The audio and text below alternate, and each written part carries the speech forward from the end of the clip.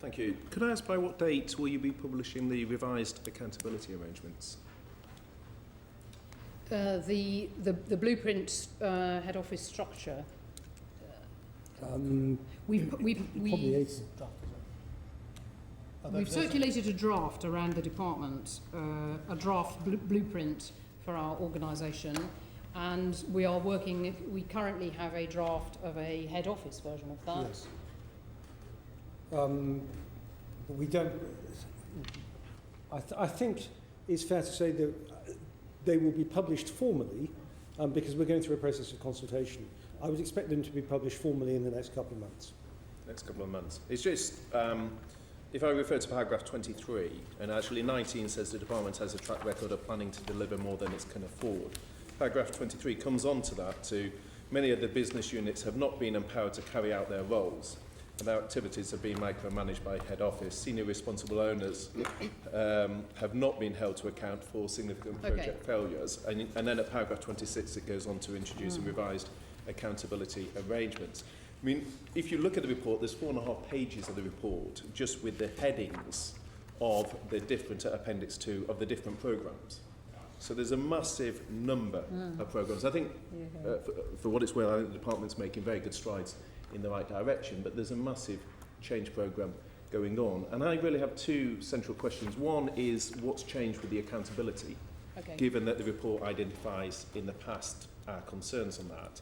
And second, which I'll come on to, whether you've got the right information to be able to deliver what it is you're claiming you're going to deliver. Could I just tackle that quickly under 3 headings? One is the management of individual projects and programmes, where there is work underway by Bernard Gray on improving the quality of our performance on equipment programmes. The second is the big portfolio of change, which John Day is managing as a portfolio of change, so that all the projects and programmes that we've got, we have visibility of, we have SROs for delivering them, all the transformation, the SDSR objectives and so on. The third thing, which is, I'm sorry, I thought what you were alluding to, is the way in which we are changing our structure to delegate budgets so that top-level budget holders, effectively the chiefs of the 3 services and so on, will be given budgets and will be held to account for managing them in a different kind of way. Cutting over to that is a very complex process.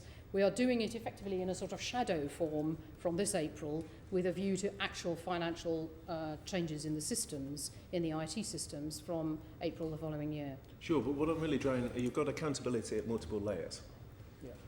And we've debated it before. What's unclear to me as a committee is how we will have visibility of how that's changed. And we already have senior responsible owners. We've had that debate on a number of occasions. What's unclear, and again, I think Appendix 3 is extremely helpful in setting out lines of responsibility. I think that's the first time the MOD has done so. But it's at such a high level, what it doesn't really do is then map into the accountability point. So what we need as a committee, and it may be in a note or it may be in work with the NAOs, but what I would like to see is some sort of senior level organogram where I can see who the senior responsible owners are, for what they're going to be accountable, for what it will be an issue then taken by the board. Because what tends to come to the committee is a confused accountability structure. Okay, the one component of that, the thing that takes this Appendix 3 down a level, is the thing I was referring to as the blueprint, which has been out in draft for some months now and is about to be finalised, which does have organograms and accountabilities that go down a level. Those accountabilities will be, say, within the Navy.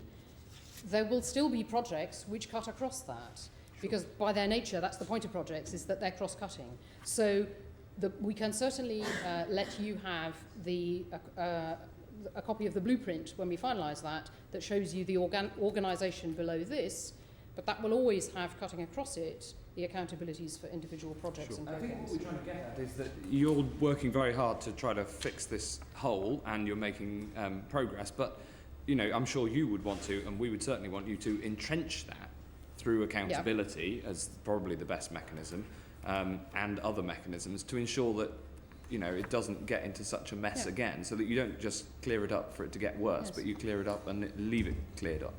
That's why we wanted this blueprint to say, this is what you're accountable for, this is your role, this is how you will be held to account. And from April of this year, we'll start the process of holding budget holders to account in a different kind of way from the way we've done it. So do you think in 5 years' time, the MOD will be regarded as international best practice for value for money and living within its means?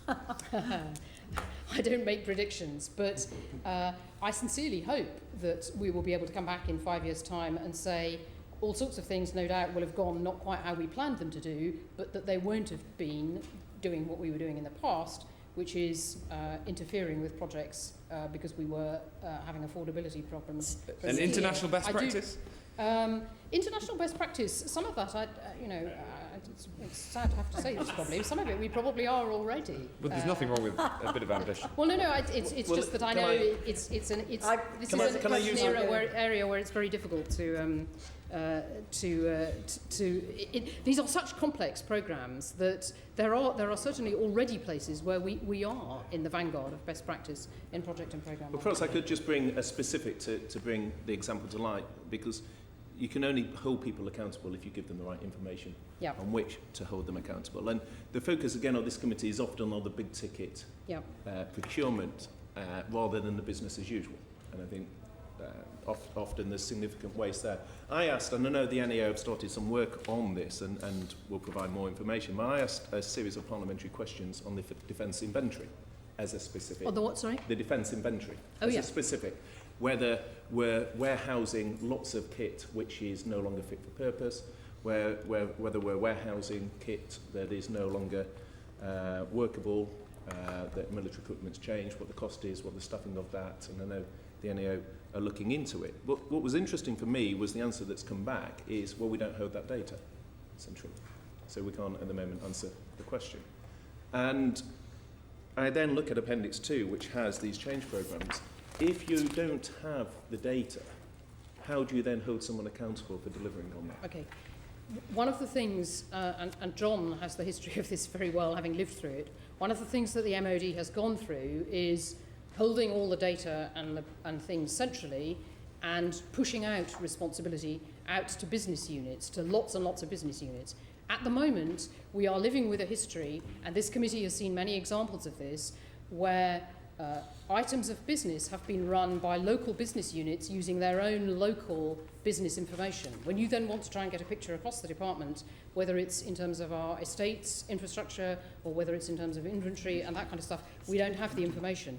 The reason for creating the portfolio that you see in Appendix 2 is actually to try for the first time to bring this stuff together and then enable us to say what are the big things where costs should be driven out and make sure that we're concentrating our energies on those top ones. That's why this programme here is in tiers, tier 1, 2 and 3, so that we can focus on the things that will drive out the most waste. Again, Ms Brennan, that's the right aspiration, and to an extent I'd expect you to say that. What we saw, for example, when we looked at logistics supplies, which was a previous report, is part of the problem there was because it was a Cinderella area, the IT spend was put back because people wanted to buy the shiny military kit, not invest in that back office, which was contributing to the significant costs in terms of resupply to Afghanistan. Could I ask, coming back to the accountability, because one of the issues with it, and again I've raised this before, but I haven't had an answer as to whether it's going to change, is the churn of senior responsible owners. We know that a lot of military postings are for 2 to 3 years. Of course you've got to keep people fresh, of course you've got to have milestones for them to work, but are you satisfied that the churn in posts of those in key accountable positions has been now addressed? Do you want? Not yet, but we're putting in place the arrangements to enable us to do so. You cannot, for example, stop somebody from retiring, or if they wish to go. But Although you don't offer them early retirement knowing they're in a key post. Well, it depends on the circumstances. You might. But the point is that as we now appoint new SROs, they will, the intention is that they will stay in post for a significantly longer period of time. So by what date, if you say not now, and I appreciate the candour of that, by what date do you expect to be in a position to satisfy the committee that we are? On the basis that people have tended to stay in post, particularly military people, for about 2 years, it will take us up to 2 years to cycle everybody out who's moving out. So I would expect around 2 years. And what? I mean, Mr. That's extremely welcome, but in some ways I would expect to see Power 30 there because we've had an NAO hearing, a PAC on it, and surprise, surprise, it goes at the priority list and gets funded. What I'd be interested in is whether the very welcome rhetoric at the top is being matched within the department. So I could take another example, but I think there's frustration with suppliers I've spoken to around generic products, so that when the MOD purchases vehicles, it bundles the vehicles with the parts.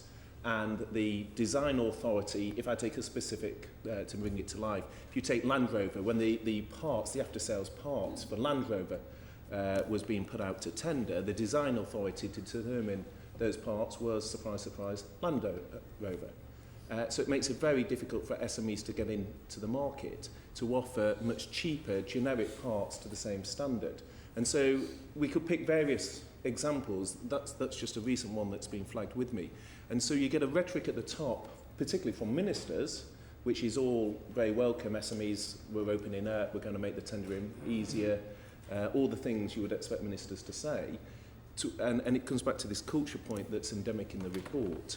It's to what extent you've got visibility on how many specialist procurement officers you've got. You know, have you got the right number now as part of job reductions, or are you cutting the right people? And again, it comes back to this data point, so that you can ensure you've got the data to judge if the culture's been changed. Okay, I want to move on to Nick. Can you do a quick comment on that? Okay, a quick response on that. No, we haven't got all the procurement people we need. The procurement area, when we were looking at redundancies, was one of the places where we said no, people couldn't go because they had skills that we needed to keep. We have a programme which is a combination of upskilling and bringing people in. What's the assurance that we're going to address the kind of problem you're talking about? Yes, it takes time. One of the things that the Investment Approvals Committee does these days, we've reviewed the questions we ask at the initial stages of a contract. Whether that would stop the Land Rover problem that you've described next time round, I don't know, but that's what it's designed to do, is to try and make us more conscious of where are the areas where we're building in cost because of the way we've described the contract in the first place. Matt, it does do a take very time quick to intervention change the then, Nick. culture, though. Just one.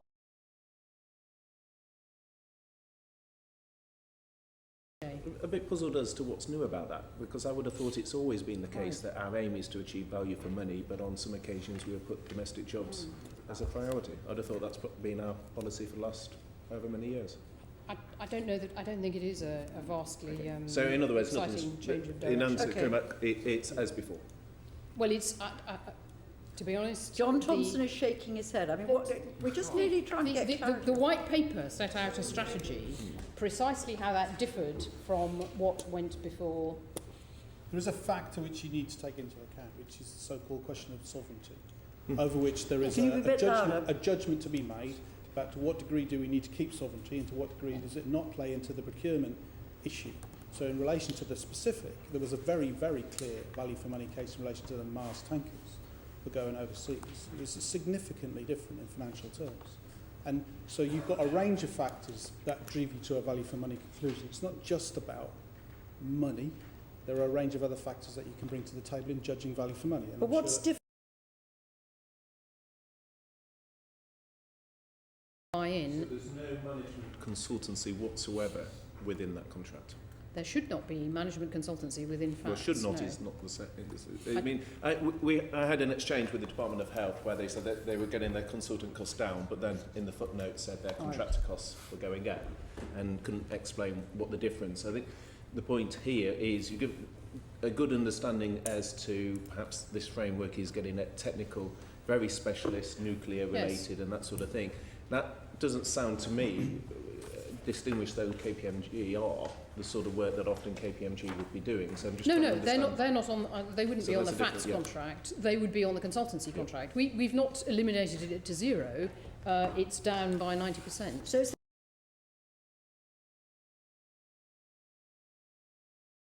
you do. you do. What was the largest bonus paid by the department last year? That I was talking about there was for the bonuses below the senior civil service. There is then a regime which is common across the civil service for senior civil servants bonuses, and then there is a third group who are people who are brought on individual contracts, quite often brought in from the private sector, where they are incentivised to achieve particular results, and maybe on bonuses, again, across the civil service, bonuses of 20% of salary and more. I was just after a figure. I available. mean, you said the media had reported a particular bonus figure and that was speculation and incorrect. Just as a matter of fact, what was the largest bonus paid by the department last year? I don't think I know what the largest bonus was. Mr. It would have Thompson? been one. It would have been. Fred, It would I have don't been know. to one of the fixed-term appointment people. It may have been the sum of money that was mentioned in the Daily Telegraph, but Can the we- person is not a board member. Can we have a note, please? It just seems odd, given the topicality of bonuses, that Yes. senior management wouldn't know Yes. what the top was, so perhaps Yes. we could have a note. The bonus in question will have been to a trading fund person, not Okay, to well, perhaps one we of could our have a core breakdown staff. for the three categories of the highest bonus paid in that category for a permanent senior member of staff and whatever the third category was. And then just